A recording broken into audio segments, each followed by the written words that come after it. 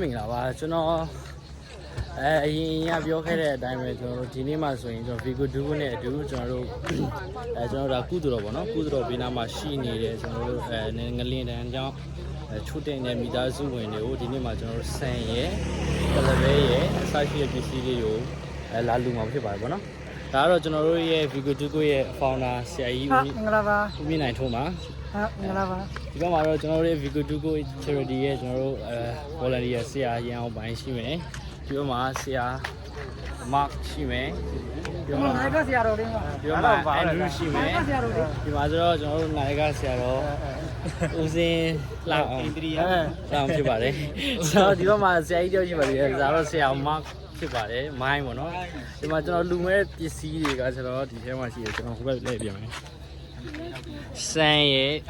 ကလပဲတွေရဲ့ရှိမယ်ပေါ့နော်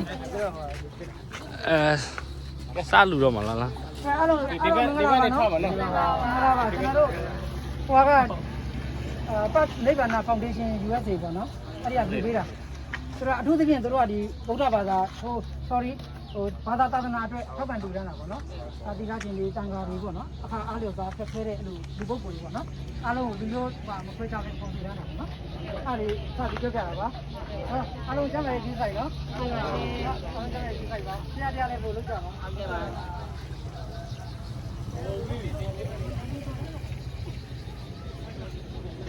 哇，我这样看出来了，把油这里洗吧，喏。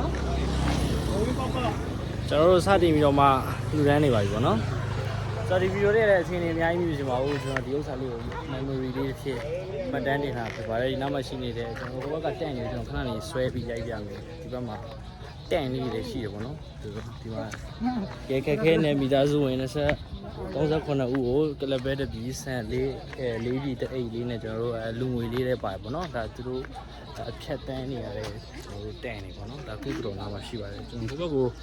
တစ်ချက်ဆုံးဆွဲပြီးပြမယ်ဗျလူနေသားလေးတော့ရှိပါတယ်